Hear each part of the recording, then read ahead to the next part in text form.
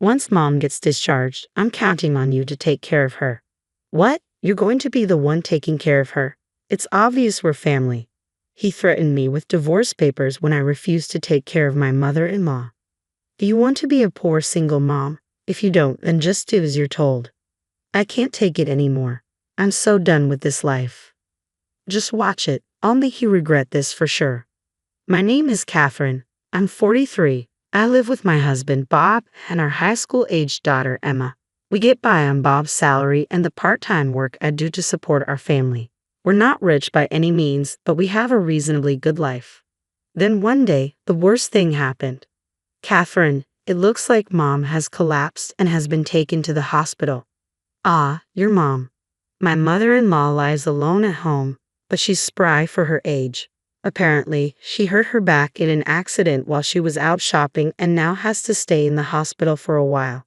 Anyway, it's good that her life's not in danger. I'll go check on her at the hospital tomorrow. All right, take care. Aren't you coming? Huh? Why would I? Right, okay, I'll go alone. Please send my regards to your mom. Why? I don't visit my mother-in-law in the hospital. That's because I've cut ties with her. I've been married to Bob for 20 years. Since the beginning, my mother-in-law has detested me and has gone out of her way to make life difficult. You're really inefficient, aren't you, Catherine? You're not suitable for my son. I wish he had a better wife. I never imagined you'd be this useless, enduring the continuous verbal abuse from my mother-in-law that wore down my spirit. Whatever I did, it was always, father-in-law is useless, not good enough. Poor Bob. And so on. I was met with complaints every time we met. But I held on as long as I could because she was Bob's mother, whom I love. However, even after my daughter Emma was born, the mother-in-law's harsh words did not stop. On the contrary, she started finding fault with Emma as well. Just great, the long-awaited grandchild is a girl. She can't carry on the family name. She's of no use. If it's a girl, she should just at least be pretty. Who on earth does she take after? Amidst the difficult days, the worst situation that finally decided the end of our relationship occurred one day when my mother-in-law was unusually relaxed at our house. My daughter ran up to her with a picture book. "Granny, can you read this?" The moment Emma handed over the book, mother-in-law knocked it down and hurled at Emma, "Don't touch me with your dirty hands. I don't need an unattractive grandchild like you." Emma was startled by her grandmother's loud voice and began to cry. "Granny's scary." I must have been very sad. She was sobbing, and it hurt me to see her like that. Even yelling at my young daughter, I had reached my limit. "Hey, mother-in-law, what do you think you're doing?" I rushed over, but my mother-in-law showed no signs of remorse. Rather, she snapped, "It's your daughter's fault." "You've got to be kidding. I saw what you did. You knocked Emma's book out of her hand, didn't you? Trying to touch me with her dirty hands?" "Dirty hands? Can you say that? If you're going to do this to my daughter, don't come to our house anymore. They'll get cheeky with me. I don't care about you all. Why did you come to see Bob? This is also the house of me and Emma. Stop making silly excuses." In this way, my mother-in-law got into a big argument. Bob just stood there flustered, saying, "Hey, both of you, please stop," and didn't even warn his mother. She eventually went home grumbling all the while, but this proved to be the final straw. "I can't deal with your mother anymore. I'm fed up with you not defending me and Emma. Let's get divorced." When I said that, Bob started flustering again. "Hey, wait a minute. Even I find my mom tough to deal with. I just couldn't say anything because it was all so sudden. Today, I'm on your side, Catherine and Emma. People can say anything they want, but unless you act on it, it means nothing. Anyway, I can't take it anymore." Then my husband made a proposal. Okay, if you insist, Catherine, I don't mind if you cut ties with my mom. But please, I beg you, don't divorce me." I was torn. Would there be any benefit staying with such an unreliable husband in the future? Even if we cut ties, could I really avoid any interaction with my husband's mother forever? In the end, the reason I didn't go through with the divorce was because of our daughter. Our daughter adores her father, and he's a good and caring dad when he's with her. For our young daughter's sake, taking away her father right now wouldn't be right. So I decided to put the divorce on hold on the condition that I'd sever ties with my mother-in-law. But if anything else happens, I won't be lenient. I get it. I'll talk to my mom too. And with that, we reached an agreement, and I severed ties with my mother-in-law. I'll never let my daughter meet her grandmother again. That was a condition of our reconciliation. After 10 years, I can't forget what my mother-in-law did. As for visiting her, that's out of the question.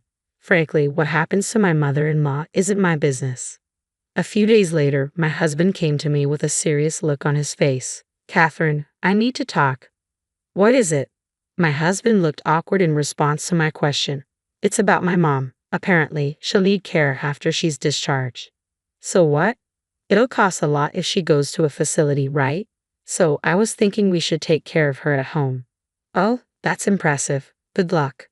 No, not me. You. What? What is he talking about? What? You're not seriously. You know that my mother's in a bad way, right, Catherine? He fell silent. The fact that he even suggests this was beyond my comprehension, to avoid any unwarranted expectations. I laid it out for him clearly. Look, I have a job too, and there's no way I can take on the responsibility of caring for your mother.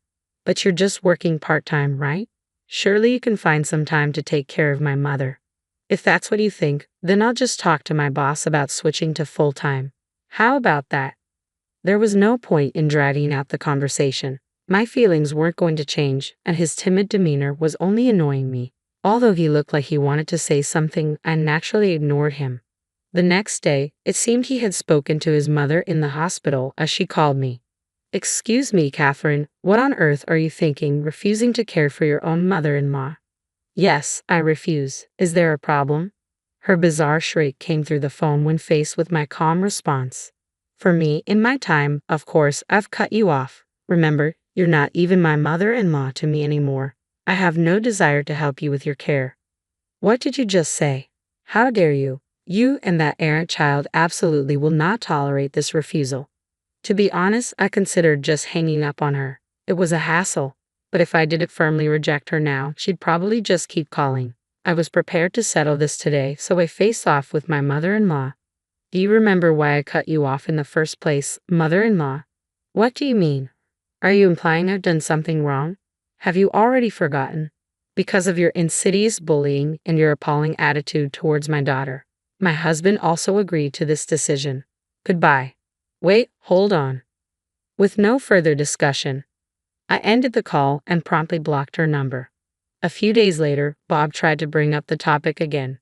Hey, about my mom. Again, I couldn't hide my irritation as I responded. Just so we're clear, I have absolutely no sympathy for my mother-in-law. No matter what happens to her, I've told you again and again that I won't provide care, right?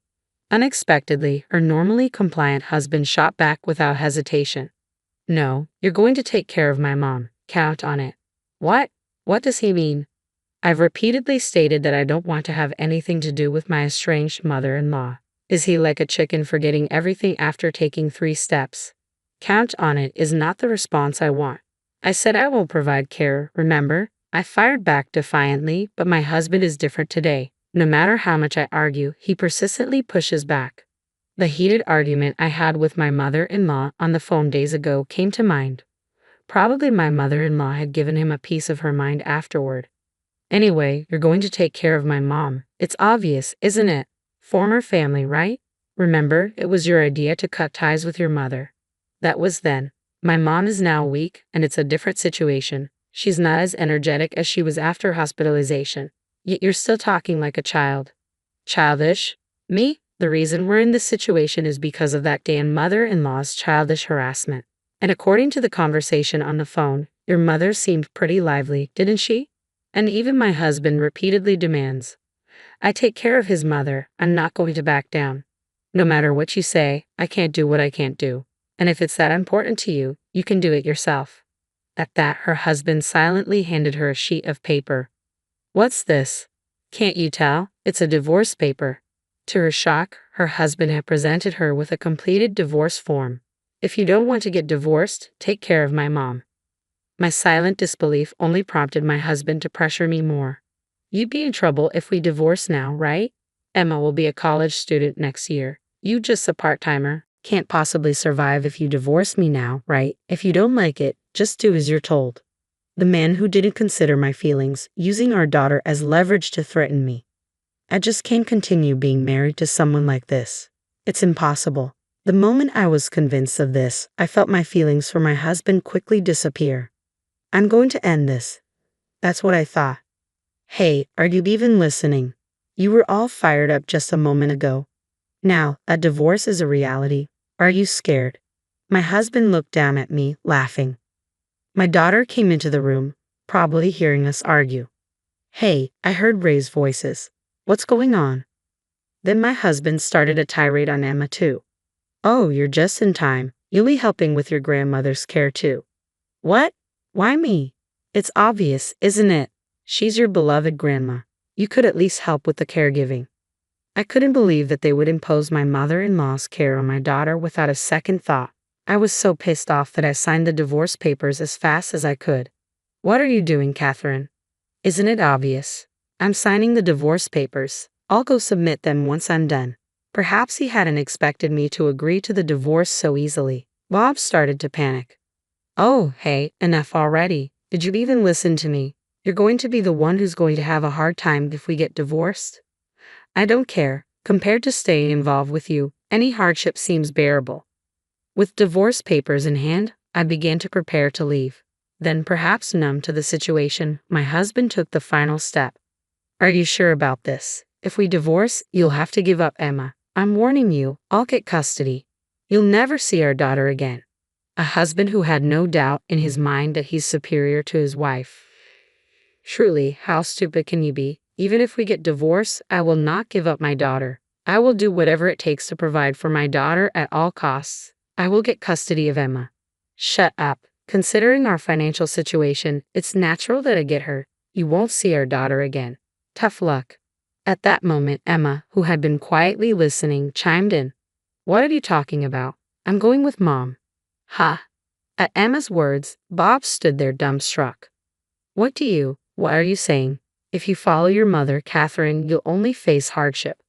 I don't care. It's better than being with you, Dad. I would never want to take care of Grandma.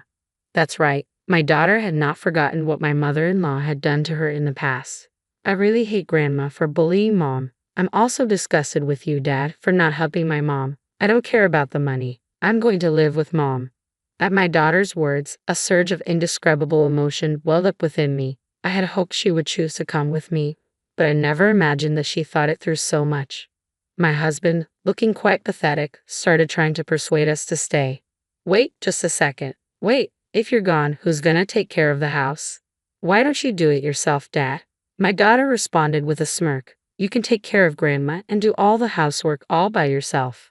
That's impossible. I have a job, you know. So what? Mom has been working and doing house chores, and you want her to take care of Grandma on top of that, expecting others to do what you won't do yourself. That's ridiculous. My daughter gave my husband a thorough tongue lashing, leaving him completely stunned. Eventually, he resorted to his usual tactic of crying to win us over. Oh, why are you guys blaming me so much? I just asked for a little help with the caregiving. There was a time when we might have let it slide, but neither my daughter nor I have that kind of patience anymore. Looking at my crying husband, all we could do was shake our heads in disbelief. Let's go, Mom. Let's hurry up and pack our things. Right. My daughter and I each packed our belongings, took the divorce papers, and left the house. My husband kept crying, trying to stop us until the last moment, but of course, we ignored him completely. We submitted the divorce papers at the city hall, and our divorce was finalized. My daughter and I decided to live at my parents' house for a while. By the way, my family runs a flower shop. Right now, I am working part-time and helping out with the family's flower shop, trying to save money for my daughter's college tuition. My husband continued to contact me persistently even after that. Mom is throwing stuff at me. Help me. I can't handle it anymore on my own. Please come back.